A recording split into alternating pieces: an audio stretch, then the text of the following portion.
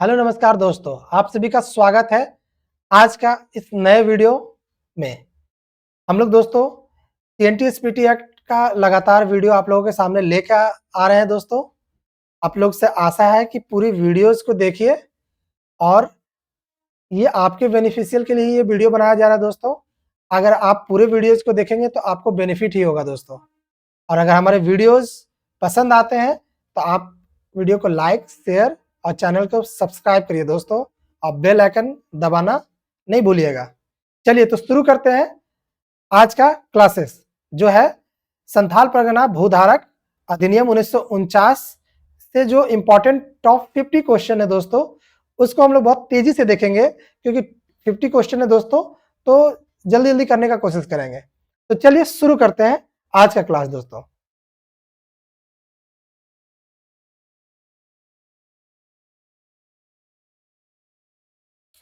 First question है, संथाल परगना जिले का निर्माण कब हुआ था? संथाल परगना जिले का निर्माण कब हुआ था?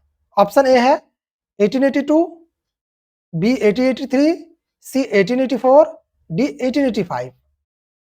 1882, 1883, 1884 और 1885।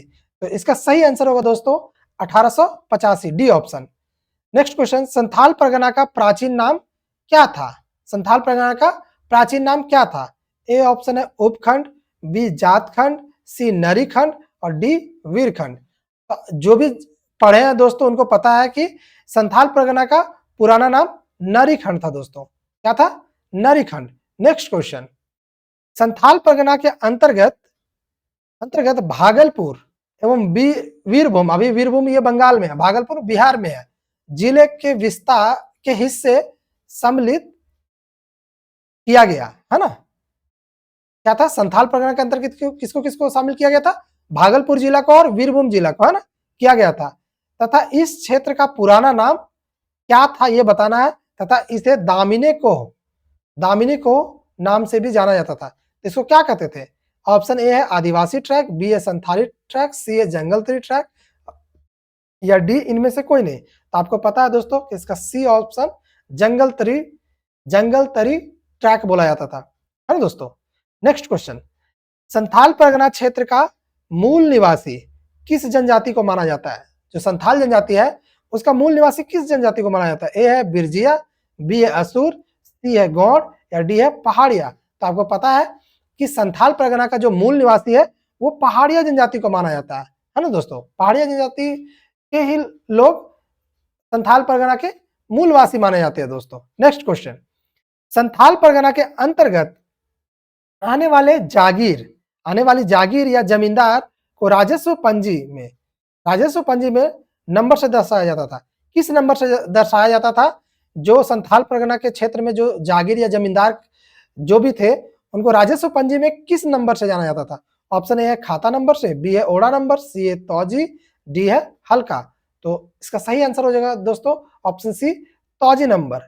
नेक्स्ट क्वेश्चन, संथाल परगना क्षेत्र का प्रथम रैयती कानून है ना, प्रथम जो रैयती कानून था कौन था? Santhal Pargana settlement regulation act कब पारित किया गया था? जो Santhal Pargana settlement regulation act है उसको कब पारित किया गया था? ऑप्शन ए है 1872, बी 1875, सी 1874 या डी 1876। तो इसका सही आंसर हो जाएगा दोस्तों ए 1872 दोस्तों, ए 1872। नेक्स्ट क्वेश्चन देखते हैं दोस्तों। नेक्स्ट, तत्कालीन बिहार सरकार ने संथाल परगना इंक्वायरी कमेटी का गठन किया था, है ना। जो तत्कालीन बिहार सरकार थी वो संथाल परगना इंक्वायरी कमेटी का गठन किया था। ये कब किया गया था ये गठन? ये पूछा गया है ना दोस्तों। ए है 1932, बी है 1935, सी है 1934 या डी है 1937। आप लोग भी साथ में जवाब देते चलिएगा दोस्तों।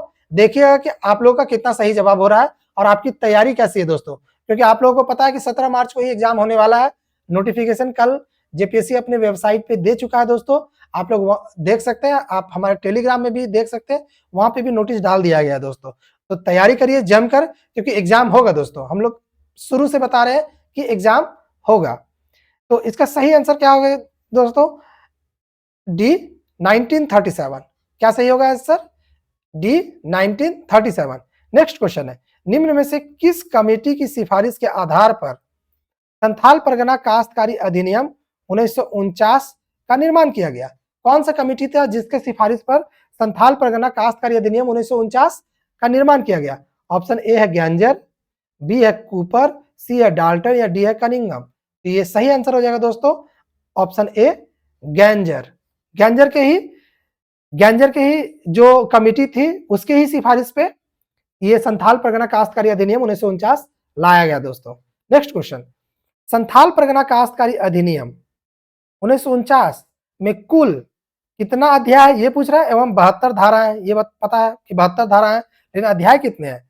तो इसका सही आंसर हो जाएगा ऑप्शन सी 9 अध्याय दोस्तों और 72 धाराएं हैं। नेक्स्ट क्वेश्चन, संथाल परगना काश्तकारी अधिनियम जिसको एसपीटी 1949 भी कहते हैं कि धारा 1 के तहत यह कानून निम्न में से किस जिले में लागू नहीं होगी, है ना? ये कहा गया है धारा 1 में क्या कहा गया है कि एसपीटी एक्ट 1949 है वो किस किस जिले में लागू होगी? तो ये पता है साहेबगंज, जितने भी 6 जिले हैं संथाल परगना का वहां लागू होंगे, तो उसमें साहेबगंज है, बी है गोड्डा, अच्छा पाकुड़, गढ़वा नहीं होगा दोस्तों, गढ़वा तो आपका ये पलामू क्षेत्र में है, तो इसका सही आंसर हो जाएगा गढ़वा। इसके अलावा और कौन कौन सा जिला है दोस्तों यहाँ पे? एक है देवघर, तीन तो यहाँ है, एक देवघर हो गया, जामताड़ा हो गया, है ना, और गोड्डा तो हो ही गया, पाकुड़ हो गया, है ना, एक साहेबगंज भी हो गया, साहेबगंज, गोड्डा, पाकुड़, और एक और कौन सा जिला छूट रहा है दोस्तों बताइए? एक जिला यहाँ, एक और जिला छूट रहा है ना, साहेबगंज, गोड्डा, पाकुड़, देवघर, जामताड़ा, 5 जिला और एक और जिला है दोस्तों, है ना, याद आएगा तो बता देंगे। नेक्स्ट आगे, नेक्स्ट क्वेश्चन, संथाल परगना काश्तकारी अधिनियम 1949 के अध्याय 2 में किसका प्रावधान है? अध्याय 2 में किसका प्रावधान है? तो ए है कानून की परिभाषा, बी है ग्राम प्रधान या मूल रैयत की परिभाषा, सी है निवासी या गैर निवासी की परिभाषा, या डी है लगान निर्धारण की उपबंध। तो अध्याय 2 में किसके परिभाषित किया गया है दोस्तों? तो इसमें किया गया है ग्राम प्रधान को और मूल रैयत को बताया गया है ना, ग्राम प्रधान और मूल रैयत को बताया गया है। नेक्स्ट क्वेश्चन, किस धारा के तहत निश्चित ग्राम के जमाबंदी रैयत में से कम 2/3 की सहमति से उपायुक्त उस ग्राम प्रधान की नियुक्ति करेगा, है ना? ये किस धारा में कहा गया है कि किस धारा के तहत निश्चित ग्राम के जमाबंदी रैयतों, मतलब जो वहां के जो जमाबंदी रैयत है उनका 2/3 बहुमत के आधार पे ही वहां का ग्राम प्रधान को नियुक्त किया जाएगा। ये किस धारा में कहा गया है?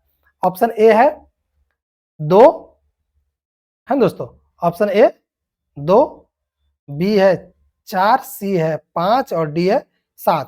तो इसका सही आंसर क्या हो जाएगा दोस्तों?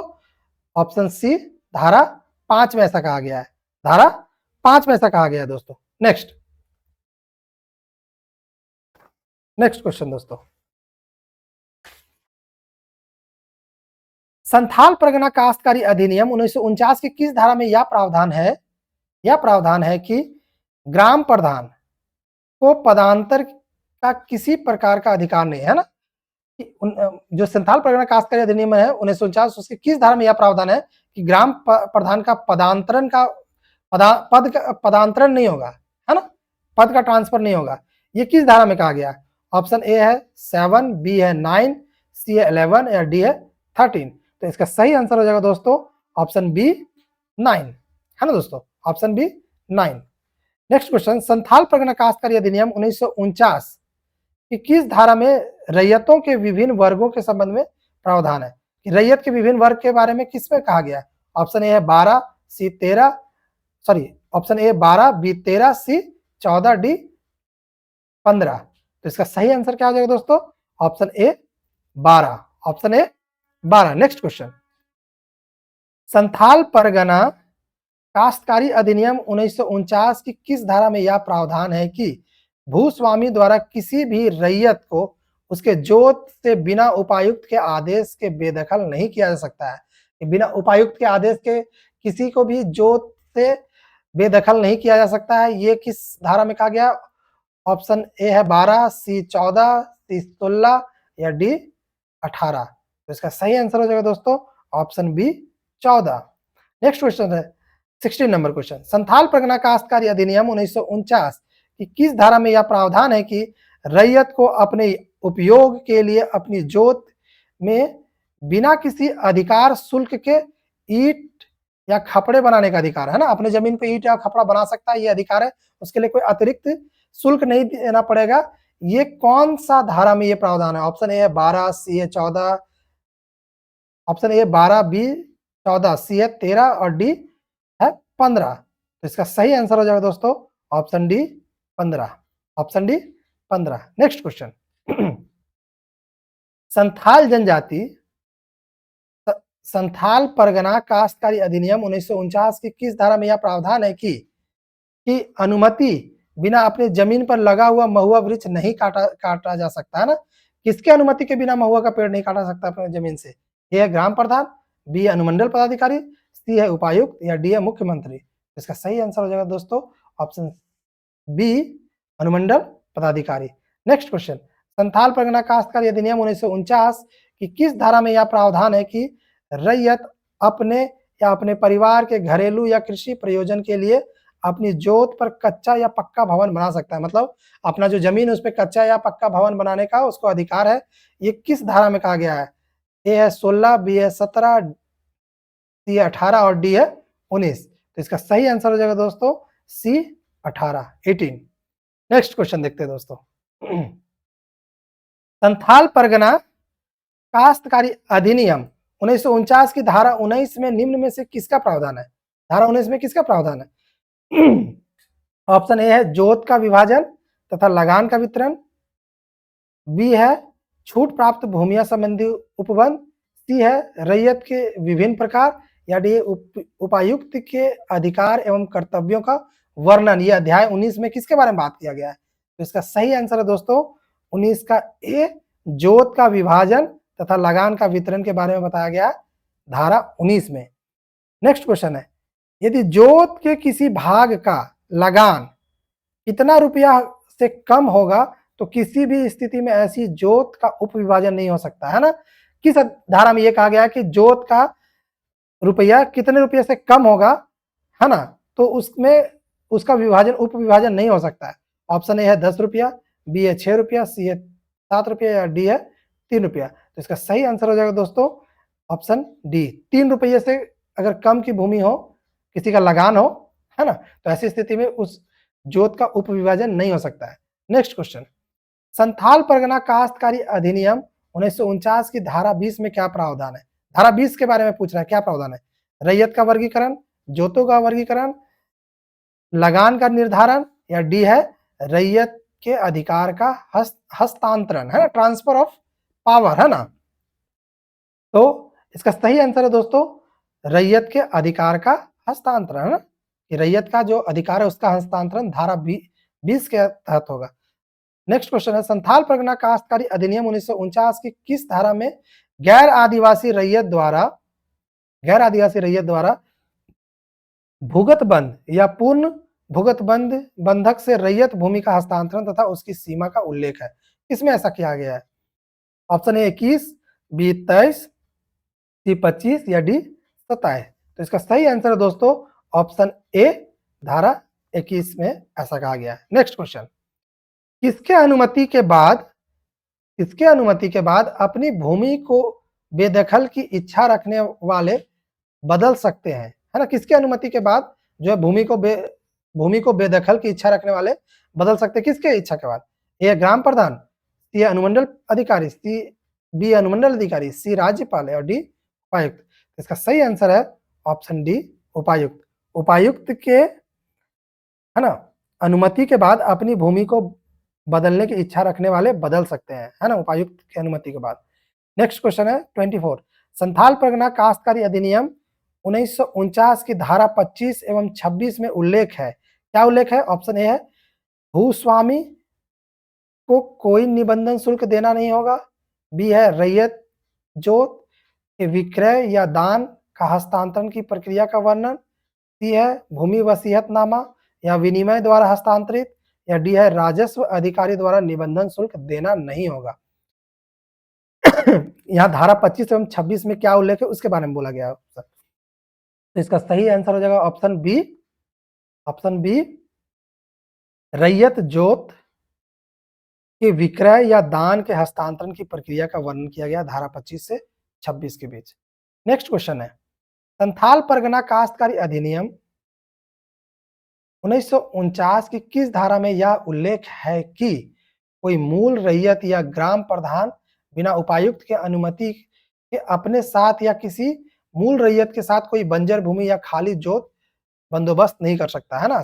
ये मतलब इस किस धारा में यह प्रावधान है कि कोई जो मूल रैयत है या ग्राम प्रधान है बिना उपायुक्त की अनुमति से, है ना, मूल रैयत को ही ग्राम प्रधान भी कहते हैं, बिना उपायुक्त की अनुमति से अपने नाम से कोई बंजर भूमि को नहीं बंदोबस्त करा सकते हैं, क्योंकि उनको पावर है बंदोबस्त करने का। तो ऐसा नहीं कि उपायुक्त के बिना आदेश से ही ऐसा कर देंगे। तो ऑप्शन ए है 24, बी है 29, सी है 27 या डी है 31। इसका सही आंसर हो जाएगा दोस्तों option B 29। Next question, Santhal Pargana काश्तकारी अधिनियम 1949 के अध्याय 4 में किसका उल्लेख है? अध्याय 4 में किसका उल्लेख है? ऑप्शन ए है बंजर भूमि एवं खाली जोतों की बंदोबस्ती, बी है भूमि अधिकार हस्तांतरण, सी है भूस्वामी को कोई निबंधन शुल्क नहीं देना होगा, या डी है बकायों की वसूली। तो इसका सही आंसर हो जाएगा दोस्तों ऑप्शन ए बंजर भूमि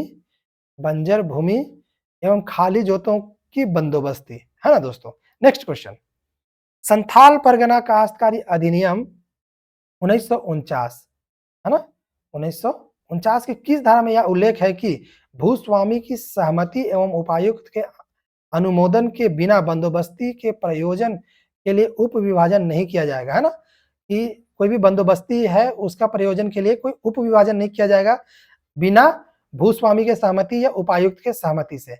ये किस धारा में कहा गया था? धारा 24, 26, 28 या 30। इसका सही आंसर है दोस्तों धारा 30 के तहत option D. Next question, Santhal Pargana काश्तकारी अधिनियम 1949 की किस धारा में यह प्रावधान है कि ग्राम प्रधान या मूल रैयत, है ना, ग्राम प्रधान या मूल रैयत या उपायुक्त की राय से बंजर भूमि का समुचित भाग जाहिर थान, है ना, जाहिर थान, शमशान या कब्रिस्तान के लिए बंदोबस्त किया जा सकता है ना। ऐसा कह रहा है कि किस धारा में यह प्रावधान है कि ग्राम प्रधान या मूल रैयत या उपायुक्त के राय से, है ना, ग्राम प्रधान के राय से या उपायुक्त के राय से या मूल रैयत के राय से कोई बंजर भूमि को जाहिर थान के लिए या शमशान के लिए या कब्रिस्तान के लिए बंदोबस्त किया जा सकता है। ये किस धारा में ऐसा है? ऑप्शन 34, 35, 36 या 37। ये 4 ऑप्शन है दोस्तों आपके सामने। तो इसका सही आंसर हो जाएगा ऑप्शन ए धारा 34 के तहत, है ना, धारा 34 के तहत ऐसा प्रावधान है। नेक्स्ट क्वेश्चन देखते हैं दोस्तों, संथाल परगना काश्तकारी अधिनियम 1909 की किस धारा में यह प्रावधान है कि गांव के सभी रैयतों को यह अधिकार होगा कि वे अपने मवेशियों को गांव के भीतर अभिलेखांकित चारागाह या वन वृद्धि के लिए छोड़ी गई भूमि पर चरा सकता है। मतलब जो चारागाह के लिए जो जमीन छोड़ा गया वहां पे चरा सकता है। इस किस धारा में कहा गया? Option A 35, 36, 37, 38। 4 है ना। इसका सही आंसर क्या हो जाएगा दोस्तों? 39 का सी धारा 37 ऐसा का है। संथाल परगना काश्तकारी अधिनियम 1949 की किस धारा के तहत भूस्वामी या मूल रैयत या ग्राम प्रधान के द्वारा किसी रैयत को खास तालाब में मछली मारने का प्राप्त अधिकार या सिंचाई के किसी अधिकार में परिवर्तन नहीं होगा ना। किसी को अगर तालाब में मछली मारने का अधिकार है या किसी को सिंचाई करने का अधिकार, तो वो परिवर्तन नहीं हो सकता। ये किस धारा में कहा गया? ऑप्शन ए है 40, बी 42, सी 41 या डी 43। तो इसका सही आंसर हो जाएगा दोस्तों ऑप्शन ए 40। धारा 40 के तहत किसी को मछली मारने से या सिंचाई करने से कोई रोक नहीं सकता है। नेक्स्ट क्वेश्चन, संथाल परगना काश्तकारी अधिनियम 1949 की धारा 42 के तहत कभी भी अपनी इच्छा से या प्राप्त आवेदन से किसी व्यक्ति को कृषि भूमि पर अतिक्रमण करने या अधिनियम के प्रावधानों से बेदखल कर सकता है। कौन कर सकता है? इसके बारे में पूछ रहा है ना। कौन कर सकता है ऐसा कभी भी बेदखल? धारा 42 के तहत, है ना, अपनी इच्छा से या प्राप्त आवेदन से किसी व्यक्ति के कृषि भूमि पर अतिक्रमण करने पर, वही कृषि भूमि पर अतिक्रमण कर लेता है तो उसको बेदखल किया जा सकता है। ये किसकी अनुमति से हो सकता है? ए है ग्राम प्रधान, बी है राज्यपाल, सी है उपायुक्त या डी है अनुमंडल अधिकारी। तो इसका सही आंसर हो जाएगा दोस्तों, इसका सही आंसर हो जाएगा उपायुक्त। क्या हो जाएगा दोस्तों? उपायुक्त। नेक्स्ट क्वेश्चन है संथाल परगना काश्तकारी अधिनियम 1949 के अध्याय 5 में प्रावधान है। क्या प्रावधान है? बंदोबस्त की गई भूमि की अवधि के बारे में इसमें बात किया गया, लगान के बारे में, बंदोबस्त भूमि पर तालाब निर्माण के संबंधी प्रबंध के लिए, या ये सभी के लिए किया गया है अध्याय 5 में। इसका सही आंसर हो जाएगा दोस्तों ऑप्शन बी, लगान के लिए। अध्याय 5 में क्या प्रावधान है? लगान के बारे में प्रावधान है दोस्तों। नेक्स्ट क्वेश्चन, संथाल परगना काश्तकारी अधिनियम 1949 के किस धारा में यह प्रावधान है कि वस्तु रूप, है ना, वस्तु रूप में लगान वसूल नहीं किया जाएगा या अभिस्वीकृत नहीं होगा, कि वस्तु के रूप में किसी लगान को वसूल नहीं किया जाएगा। ये किसमें कहा गया है? ऑप्शन ए 43, बी ए 47 और सी ए 45 और डी ए 49। इसका सही आंसर हो जाएगा दोस्तों ऑप्शन ए 43। नेक्स्ट क्वेश्चन, संथाल परगना काश्तकारी अधिनियम 1949 के किस धारा में यह उल्लेख है कि रैयत अपने किसी जोत के लिए लगान की रकम को विनिहित प्रपत्र, डाक, मनी ऑर्डर द्वारा भेजकर भुगतान कर सकता है ना? मतलब क्या उल्लेख है कि जो लगान है वो कैसे भेज सकता है, ये इसमें बताया गया है।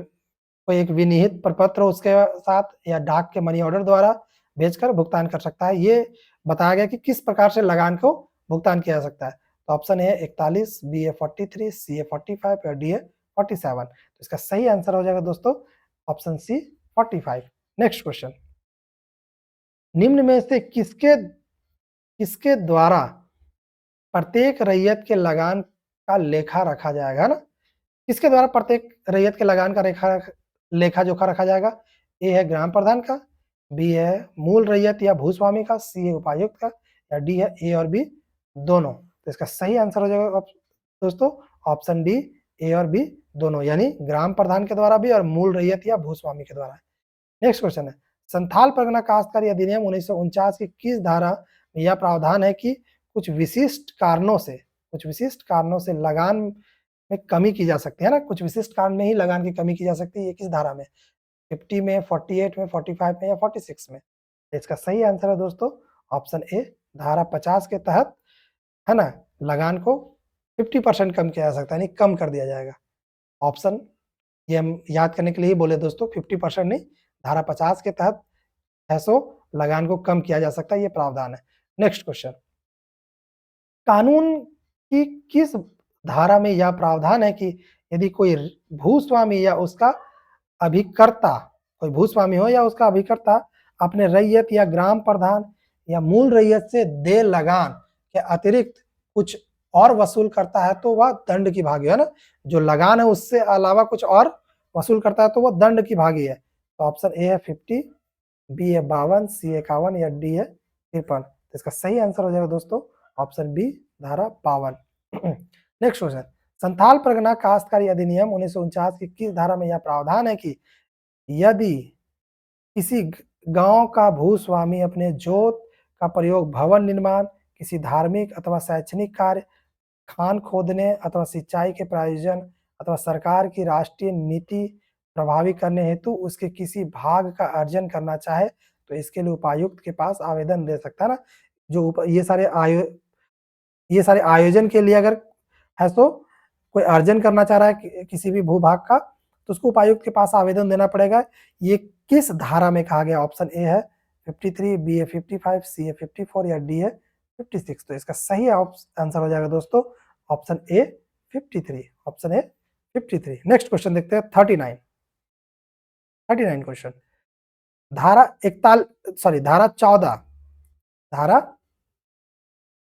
14 में वर्णित आधार पर रैयत के बेदखली के लिए आवेदन दुरुपयोग संबंधी परिवाद का समाधान तिथि से वर्षों के भीतर किया जाएगा। कितने वर्षों के भीतर किया जाएगा, है ना? धारा 14 में वर्णित आधार पर रैयत की बेदखली के लिए जो आवेदन है संबंधी परिवार कितने वर्षों में किया जाएगा? 39 का ऑप्शन ए है, ऑप्शन 2, बी 4, सी है 3 या डी है 5। इसका सही answer option A 2। Next question, धारा 57 के तहत न्यायाधिकरण या आयुक्त के आदेश के विरुद्ध अपील उस तिथि से कितने दिनों के भीतर किया जा सकेगा, कितने दिनों के भीतर किया जाएगा न्यायाधिकरण या आयुक्त के आदेश के विरुद्ध अपील, कितने, कोई भी न्यायालय में आदेश आता है उसके विरुद्ध या फिर आयुक्त के आदेश के खिलाफ। ऑप्शन ए है 65, 70, 75 या डी है 90। सही आंसर हो जाएगा 90 दिनों के अंदर आप ऐसो अपील कर सकते हैं उसके ऊपर जाके। नेक्स्ट क्वेश्चन, यदि किसी व्यक्ति को संथाल परगना काश्तकारी अधिनियम 1949 की धारा 20 के तहत गलत तरीके से भूमि हस्तांतरित की गई है हो या किसी व्यक्ति द्वारा जोती जाती हो तो उसे कितने वर्षों तक कारावास या 1000 रुपये का जुर्माना या दोनों की सजा हो सकती है। ऐसा अगर करता है कोई भी, है ना, गलत तरीके से भूमि का हस्तांतरण कर लिया जाता है या किसी का जोत को पे कब्जा कर लिया जाता है तो कितने वर्षों का कारावास और 1000 रुपये का जुर्माना हो सकता है। तो ऑप्शन ए है 2 वर्ष, बी है 5 वर्ष, सी है 3 वर्ष या डी है 7 वर्ष। इसका सही आंसर क्या होगा दोस्तों, ऑप्शन सी, ऑप्शन, एक मिनट दोस्तों, ये बी है और ये सी है, ये 3 वर्ष है ना, 3 वर्ष के लिए ऐसा हो सकता है। नेक्स्ट क्वेश्चन, संथाल परगना काश्तकारी अधिनियम 1949 की किस धारा में बकायों की वसूली का प्रावधान है ना, बकायों की वसूली का प्रावधान किस धारा में। ऑप्शन ए 67, 69, बी है 69, सी है 70 या डी है 71। इसका सही आंसर होगा दोस्तों ऑप्शन सी, धारा 70 के तहत बकायों का वसूल किया जा सकता है। नेक्स्ट क्वेश्चन, संथाल परगना काश्तकारी अधिनियम में केंद्र सरकार द्वारा 1990 में कौन सा संशोधन किया गया है ना, 1990 में इसमें कौन सा संशोधन किया गया, संविधान संशोधन हुआ। ऑप्शन ए है 60, बी है 62, सी है 64 या डी है 66। इसका सही आंसर है ऑप्शन डी 66। 66वां संविधान संशोधन के तहत इसको 9वीं अनुसूची में डाल दिया गया दोस्तों। 1990 में 66वें संविधान संशोधन के तहत इस अधिनियम की किस धारा को छोड़कर सभी धाराओं को 9वीं अनुसूची में डाल दिया गया, किस धारा को छोड़कर। ऑप्शन ए है 26, बी है 53, सी है 62 और डी है 69। तो इसका सही आंसर हो जाएगा ऑप्शन बी 53। धारा 53 को छोड़कर सारा धारा को 9वीं अनुसूची में डाल दिया गया ताकि न्यायपालिका इसमें हस्तक्षेप नहीं कर सके। Next question, Bihar scheduled area regulation act कब पारित किया गया, Bihar scheduled area regulation act कब पारित किया गया। ऑप्शन ए है 69, 1969, ऑप्शन बी है 1972, सी 1975 या डी है 1978। इसका सही आंसर हो जाएगा दोस्तों ऑप्शन ए 1969 में Bihar scheduled area regulation act पारित किया गया। नेक्स्ट क्वेश्चन है, विल्किंसन नियमावली कोल्हान क्षेत्र में कब लागू हुआ, विल्किंसन जो नियमावली था कोल्हान क्षेत्र में कब लागू किया गया था। ऑप्शन ए है 1837, बी है 1833, सी है 1839 या डी है 1938। इसका सही आंसर हो जाएगा दोस्तों 1837। आपको बताए थे साउथ वेस्ट फ्रंटियर एजेंसी, इसका निर्माण किया जाता है दोस्तों, है ना, south west frontier agency, Hindi में बोलते हैं दक्षिण पश्चिम सीमांत एजेंसी, है ना। ये कब हुआ था, कोल विद्रोह जो 1831 और 32 में हुआ था, उसके बाद ये सारा चीज, कोल विद्रोह, है ना, उसके बाद ये सारा चीज है जो वहां पे प्रोग्रेस हुआ था दोस्तों। नेक्स्ट क्वेश्चन देखते हैं 47, अंग्रेज सरकार ने सिंहभूम क्षेत्र में रेगुलेशन 13, है ना, रेगुलेशन 13 कब लागू किया था। रेगुलेशन 13 आपको पता है कि सिंहभूम क्षेत्र यानी कोल्हान क्षेत्र था उस वक्त, कोल्हान क्षेत्र में, क्योंकि और जो दूसरे राज्य या दूसरे क्षेत्र थे उसके जैसा यहाँ पे नियम लागू नहीं किया जा सकता था, है दोस्तों, इसलिए यहाँ पे रेगुलेशन 13 लाया गया कि यहाँ का जो हो जनजाति है उनके लिए अलग नियम लाया गया। ऑप्शन ए है 1837, बी 1872, सी है 1839 या डी है 1938। इसका सही आंसर हो जाएगा दोस्तों ऑप्शन बी 1872, 1872 में रेगुलेशन 13 लाया गया। नेक्स्ट क्वेश्चन है, मुंडा मानकी को हुकुकनामा कब दिया गया, है ना, मुंडा मानकी को हुकुकनामा कब दिया गया था। ऑप्शन ए 1837, बी है 1833, सी 1839 या डी है 1938। इसका सही आंसर हो जाएगा दोस्तों ऑप्शन ए 1938 में मुंडा मानकी को हुकुकनामा दिया गया, है ना। नेक्स्ट क्वेश्चन देखते हैं, ये हुकुकनामा के अनुसार निम्नलिखित पदों और उनके कार्यों का सही मिलान करना, है ना। तो पद एक तरफ दिया हुआ है और एक तरफ कार्य दिया हुआ है। तो मानकी किसके लिए थे? मुंडा का क्या पद दिया गया था या डाकुआ का क्या पद दिया गया था? जो हुकुमनामा 1939 में हुआ था उसके अनुसार। तो मुंडा को दोस्तों, मुंडा को दारोगा बनाया गया था। मुंडा को दारोगा बनाया गया था। सॉरी, मानकी को दारोगा बनाया गया था और मुंडा को हवलदार। हवलदार किसको बनाया था? मुंडा को। और डाकुआ को सिपाही बनाया गया था।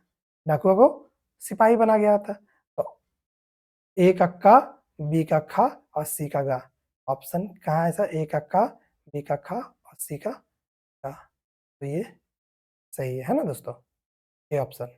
नेक्स्ट क्वेश्चन, पंचायत उपबंध, है ना, अधिसूचित क्षेत्रों का विस्तार अधिनियम, panchayat extension in scheduled area act, पेशा कानून झारखंड सहित देश के बाकी राज्यों में कब लागू हुआ, है ना?